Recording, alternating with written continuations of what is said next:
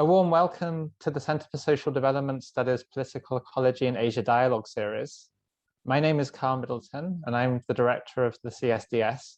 And today we're very honoured to invite Associate Professor Kanakwan Manarom to share her research with us.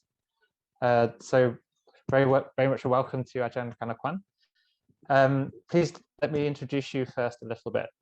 Ajahn Kanakwan is a lecturer in the Faculty of Liberal Arts of Ubon Ratchathani University in Thailand, and she is also the director of the Mekong Sub-Region Social Research Centre, which is based at the university. Ajahn Kanakwan is a sociologist by training, and her research examines rural development in Thailand and also the wider Mekong region. Her research has been wide-ranging. It has addressed water and land governance, as well as topics such as migration, gender, indigenous knowledge and the politics of knowledge, and also the role of social movements. Through her research, she has documented and analysed many of the key development politics debates in northeast Thailand, including on dam projects such as the Pat Mun Dam and the Rasay Salai Dam. Ajahn Kanakwan publishes extensively, both in terms of academic papers, but also commentary in English language and Thai newspapers. Her most recent book is on the political ecology of northeast Thailand that was, I think, published last year. So I'm very glad that Ajahn Kanakwan is able to join us today for this for the political ecology in Asia. The focus for today's discussion will be on the Mekong River and its impacts on riparian communities in northeast Thailand. So with that introduction, let's begin. So I think that the context for this discussion is that over the last couple of years, there's been a lot of discussion about the changing conditions of the Mekong River, including phenomena like low flows, algae growth, and also unusually clear waters. So I wonder if I could ask you, Ajahn, what have been the people's experience of these changes in the Mekong River in northeast Thailand, including how have these impacts been gendered? Thank you very much, Carl. Yes, it's very timely questions. It's very critical questions at this moment. You know, over the past few years, local people in the northeast regions of Thailand have experience of low flows and changes in the ecologies of the Mekong River. Their experiences include, I think, number one, low flows are not actually natural. It has been made and regulated by large-scale water infrastructure, which is hydropower dams upstream in China. And the recent one, which is Sayabuli Dam, that built in Laos. If it had been natural flow, local people would have not been expressing their concerns about low flows. That's number one.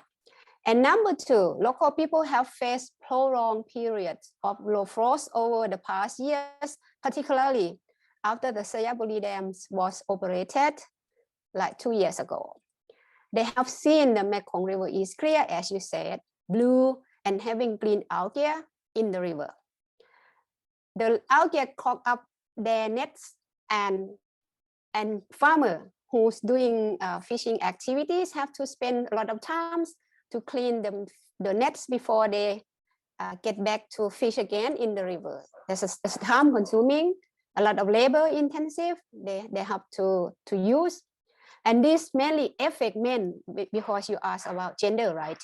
Because men play a key role at fishing in the Mekong River compared to women, because men have like more strength to go to the deep pool and use heavy fishing gears to catch fish in the deep pool or in the deep water of the Mekong River.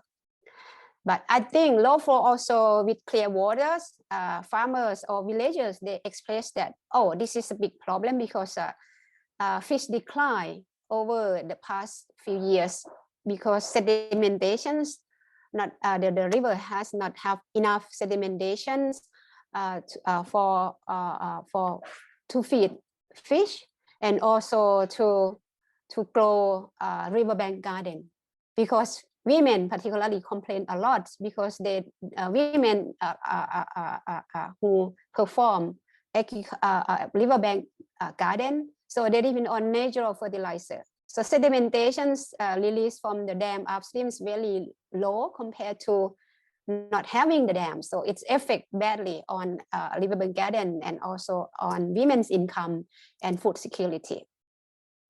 And not only low flows, but high flow also, they haven't been informed when the water would be released from the upstream dam. So when waters arrive their village and those water wash away their boats or some of their fishing nets and stuck in the rapids. So they have to spend a lot of time to get back to find out their boats, or they have to let their nets go downstream. This is a big concerns, big serious problems happening on the ground. Yeah. Thanks, Ajahn. Yeah. And in Northeast Thailand nowadays, and in the places that you work, for example, in Ubon Ratchathani province, how important is fishing and how important is riverbank gardening? Oh, in the northeast region of Thailand, there are 7 provinces located along the Mekong River. So mainly the main livelihoods of the peoples depends on fishing activities and riverbank gardens. Fish is the main source of income and main source of food security or food or daily consumption. And riverbank gardens, they grow cash crops like peanuts, cabbages, chili, and other leafy vegetables that they sell these products in the market, local market or town market. So they make money from these 2 resources. Not only that, women, particularly women, depend on the other aquatic animals. So they collect shell or snail or fish along the near the riverbank. They can make a lot of money, make a lot of income. So fishing and riverbank gardens are main source of income of the people located along the Mekong. That's why low flows or high flows severely impacts their main livelihoods. Great, thank you, Ajahn. So if we read the newspapers or look at the different meetings that are happening in the region over the last couple of years, a lot of the focus has been on the recent emphasis on intergovernmental data sharing. And I mean, that data sharing has both been within the Mekong River Commission, which has the members from Cambodia, Laos, Thailand, and Vietnam governments. And then also more recently, the focus on the Lanchang Mekong Cooperation Framework that is led by China and has all the 6 countries of the Mekong as members.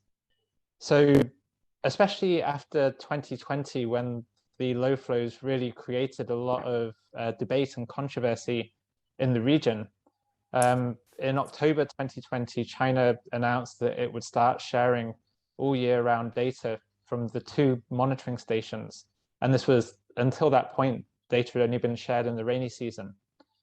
So I wanted to ask, how do you evaluate this current focus on state-led water data sharing? Is it useful? Yeah, I think this attempt to initiate state-led water data sharing between upstream and downstream countries is good. I think it's good. It's good initiative because it acts as mechanism trying to reduce pressure. I think pressure on downstream country, like Thailand. Thailand has 8 provinces located in the north, one province in the north, and also 7 provinces in the northeast. And within 8 provinces, there are a large number of population who depend on the Mekong river resources, and their livelihoods also depend on fishing and riverbank garden, and I said. And this is important. Should be a focus of the state-led water data sharing. And not only that, because local people in these riverized provinces are active citizens. They have formed themselves into the CSO, called the Network of Thai People in 7 Mekong provinces in the Northeast. This CSO put a lot of pressure on the Thai National Mekong Committee, or TNMC, or Thailand Office of Department of Water Resources, and the Royal Irrigation Department and the Department of Fisheries regarding the changing conditions of the Mekong River. So this CSO often went to protest in Bangkok and present petitions to the Ministry of Agriculture. They also submitted complaints to these officers, especially the Thai office of the Department of Water Resources, by addressing that the Chinese dam, they said the Chinese dam were clogging the water from local people who depend for their livelihood. They even filed a lawsuit on Sayaburi Dam to the administrative court and the government courts. These conditions put a lot of pressure on the Thai government and MRC. I think this pressure influenced how the intergovernments work together to initiate a data water sharing. This is, I think, critical point. But I have something to say about how does it work. Yeah, it doesn't work well. Well, I would like to understand more about that. Maybe I have several questions to ask on this topic. Maybe one thing that we could start with is about the type of data that's being shared. When we look at the data on the Mekong River Commission website and also on the LMC website, it's mainly it's hydrological data sharing. So it's the water level and the flow rates. I was wondering, how do you see, as a sociologist and from your work on the ground, how do you see that type of data as relating to the local experience and the situational knowledge of riverside communities? Does it seem to match the experience of the local communities? Actually not, it doesn't match. So I think this scientific knowledge on water data sharing is still ineffective. I say ineffective, centralized, unfriendly access and use. It needs to be reviewed or it needs to be revised. Local people are also complaining about this too, because I just had a meeting with them on this last month. So people express their concern about it. It's not different from what my concern too, because local people have not been informed about water release, what kind of data that they are going to release to downstream communities. And the flow is not coming in real time, you know. So they should have been informed maybe at least 3 days in advance before the waters arrive their community. Actually, this information is not real time or not being informed in advance. Local people could not estimate, you know, the problem is that the local people could not estimate when released water upstream would arrive their community and help them to prepare to keep their boats or fishing nets, or to calculate or estimate whether or not where they should grow riverbank garden, or how big of the land they should use for growing riverbank garden.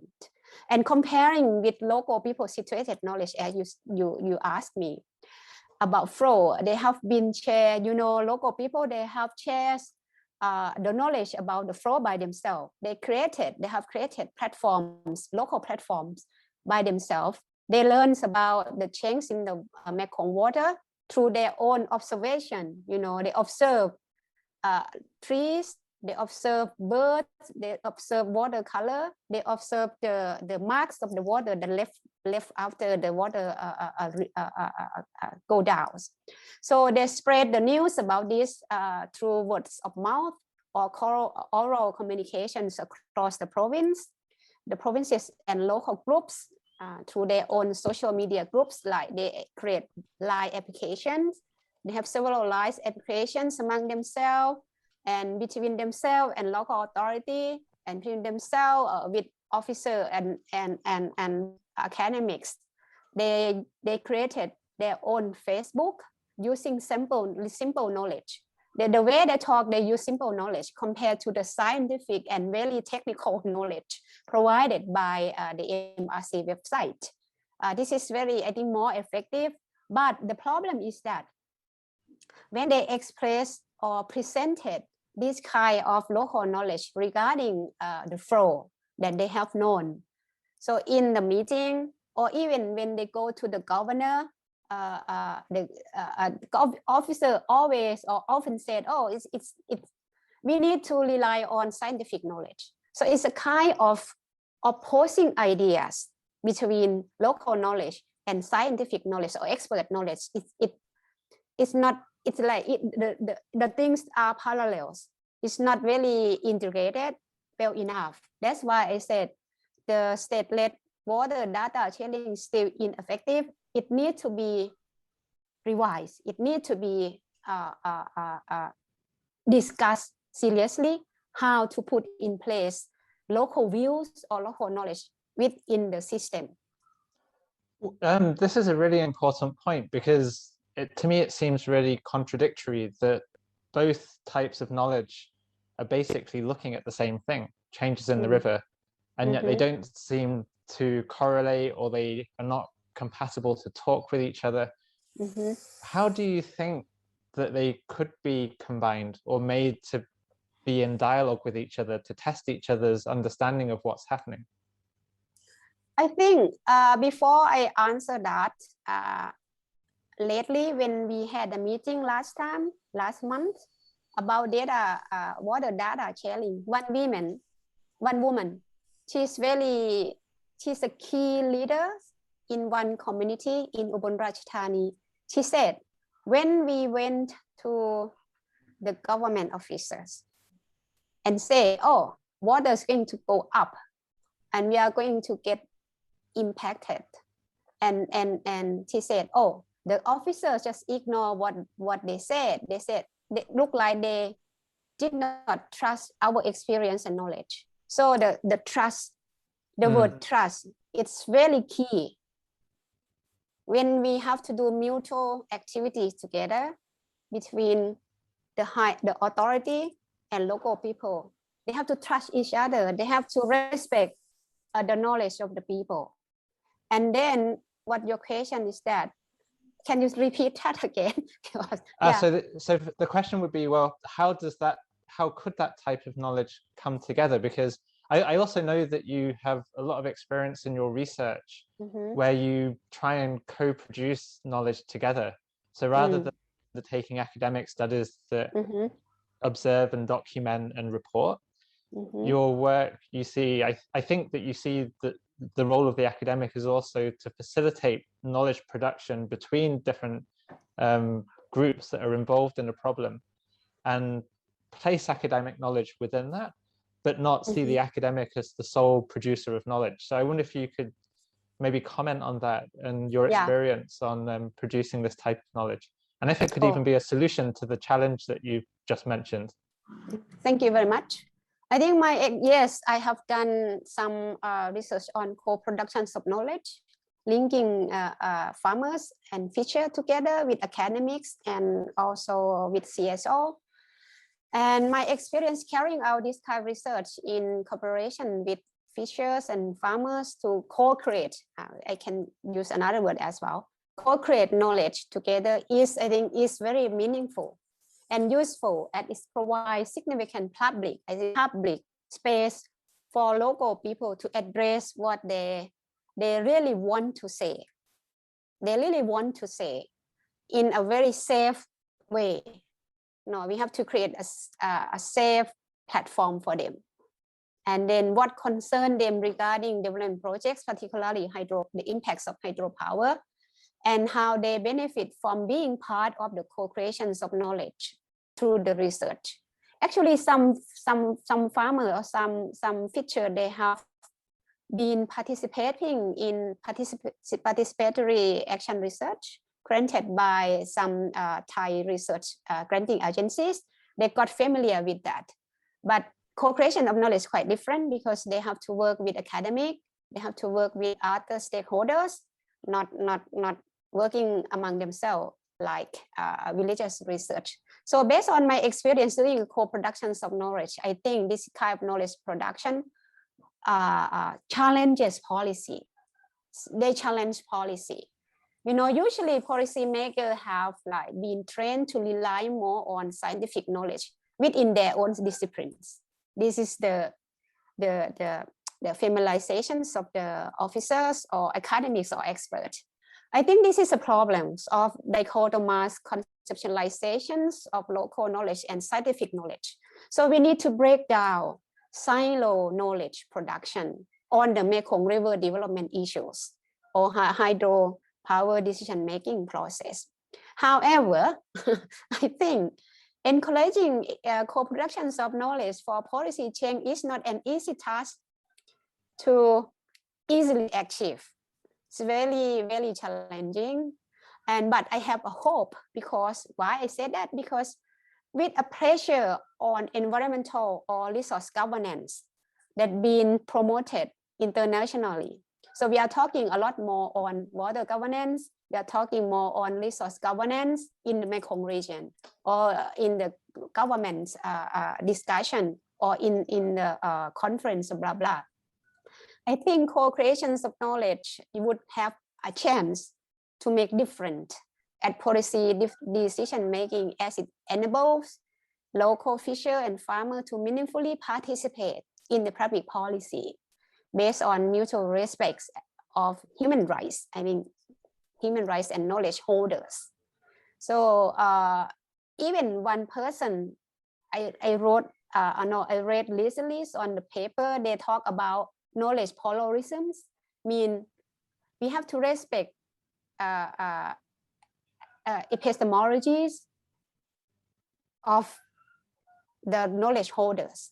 So what we have to include to do, we say inclusive decision-making process, inviting or allowing local people knowledge to put in place in the decision-making process. Thanks, Ajahn. So I have a kind of another thought on this as well, that when we talk about this type of knowledge production, whether it's state-led knowledge production that informs the type of river basin planning that we can see, or this co-produced or Taiwan community research approaches, the knowledge production is also for a purpose. And so it kind of reflects perhaps different visions, or at least different motivations as to what should be the future of the Mekong River. So I wonder if you could have anything that you wanted to share on that, about for the types of knowledge production, whether it's the knowledge co-production or the community-led research, like what type of direction do you see that as leading the Mekong River within? And do you think the expectations of that type of research could be met? Yeah, I think as everyone knows, everyone's concerned, the Mekong is facing a range of ecological threats, as we have discussing so far. I think from upstream dams, some other related problems. I think it's time to listen what are happenings from below. So it's time to listen things happening on the ground. We need to take things on the ground up on the table. So local expectation and visions for the future of the Mekong rivers. So in my views, should be about, I think, several things. I think number one, I think situated knowledge produced by local people should have more space at policy decision making regarding hydropower in the Mekong. So they should have space. So they have to provide space, enable environment for allowing this type of knowledge. And also CSO, local people should have a chance to co-produce knowledge with academics, with government officers, and use knowledge as a base to formulate policy on sustainable Mekong River use and management. And the third one, I think local people representatives should be invited, the representatives of the local people should be invited to be part of any committees at many different levels in the government agencies, and then putting in place local people as a representative or as one of the committees, I think local people have authorized, they have authorities to oversee the Mekong rivers in a formal situation or formal ways. And perhaps right now, you know, a department officially, they established the national committees, and they already invited representatives from the CSO, from each province located in the northeastern region, in order to make a plan, in order to influence the policy, how to protect the Mekong. Yeah. And I think, and the last one, you know, the CSO called the networks of Thai people in 7 Mekong province in the Northeast are ready to cooperate. They are ready. They open to ready and ready to work with line agencies. The question is that state agencies are ready to work with them or not? This is a big question. So local peoples are ready, but I just asking state agencies are ready to work with local people or not, or if that would work, how to do that, in what way? And this question must be unpacked and proceed urgently. So they are ready. Yeah. Oh, sorry, Ajahn. Yeah, go ahead. I mean, I think this point is a really important point because, I mean, our discussion so far, we've focused on the impacts on the ground and how they're known. So we've kind of talked about these different types of knowledge productions, the scientific knowledge and the situational knowledge and whether they're compatible or not. But the other really important part of this discussion that you've just made the connection with is about how it actually influences processes of decision making. So this whole question of accountability. And I think your point is really important, that the decisions are made on committees at the national level. I think also at the transnational level as well, within organizations like the Mekong River Commission, and also I'd say in relation to the projects in China with the Lanchang Mekong Cooperation as well. So I'm wondering, to achieve the type of accountability that's being discussed, should it be just locally or regionally? Should it be at the national level, or should it also be a transnational platform that should be worked towards? I think at all levels. So local people should be in place, should be invited, should be welcome to be part of any initiatives. So even local people, level, for example, local authority. So because local authorities work closely with local people. So when local authority have a plan, a policy on the Mekong or on the river management, local people, the representative from each community within the sub-district should be part of the committee. This is an example. But beyond that, beyond the national borders, for example, the international or transboundary impact assessment. So the local people should have a voice, a place as researcher or co-researcher, because they have skill, they have knowledge. So we have to respect their knowledge first. If we trust them, if the expert trust that local, they have their own knowledge, they have their own scientific knowledge in what they in their own way. So we have to welcome them, and we have to allow them to be part of the transboundary impact assessment, and use the result or the finding from a transboundary impact assessment to inform the policy. So this would help.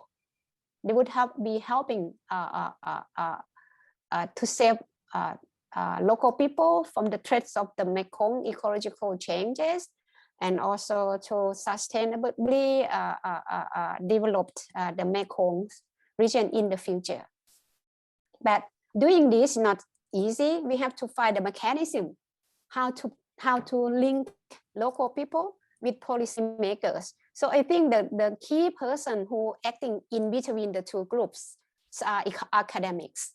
So academics like us, like me, or like other people who work on this issue, not just publish the paper. Of course, they publish the paper in order to learn across the boundary in order to share knowledge, right? That we have produced. But as academic, we should act as mediator or catalyst.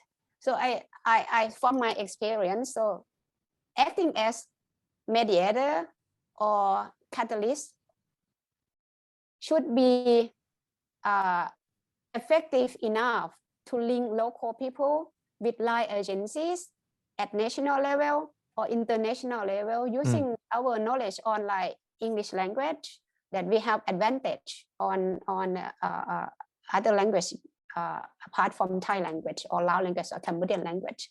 So we try to create the platform and focus on co-creations of knowledge or production of knowledge, and this way can provide space for local people to jump in. And Thanks. yeah. So Ajahn, is this one of the key roles that academics could play? For this seminar series, we also want to understand about what should be the political ecology research agendas on this topic, so on water in northeast Thailand and also the Mekong more widely for the region. So I know that you've written a whole book on this topic just recently. I wonder, so one agenda for political ecology would be this co-creation of knowledge and the role of academics as catalysts. Do you see any other priorities on this political ecology in water? I think there are two priorities from my view, based on my experience working on the Mekong issues over the past, like particularly the past few years, that we have seen the problems of the Mekong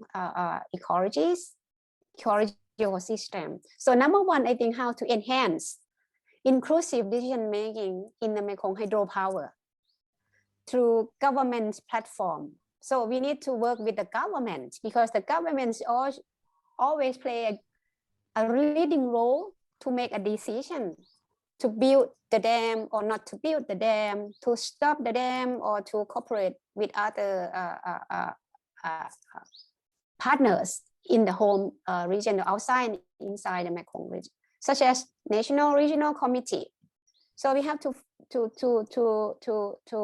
particularly, you know, on water data sharing, how local people be part of the, you know, the water data sharing platform in Thailand, even at the national level, Thailand National Mekong Committee, how the local people or the CSO representatives be invited as a committee at TNMC.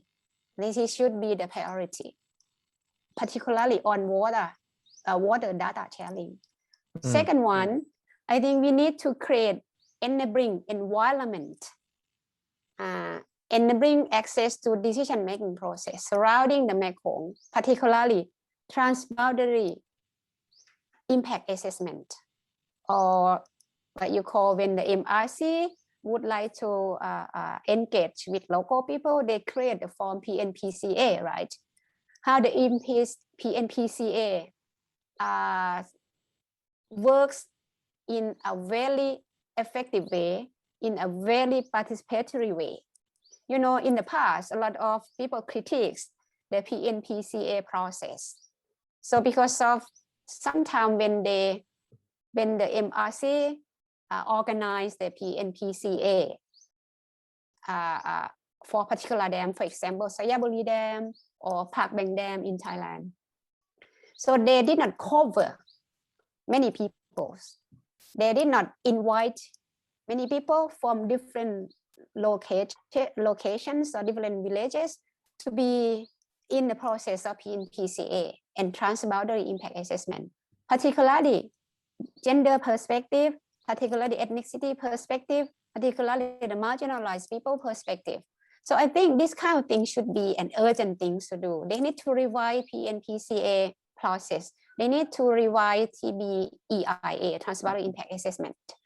I think this kind of institutional pathways and this kind of revisions of procedures should be discussed should have space for discussing how or should have a dialogue. We should dialogue on this urgently in order to improve all kind of mechanisms, TBEIA, PNPCA.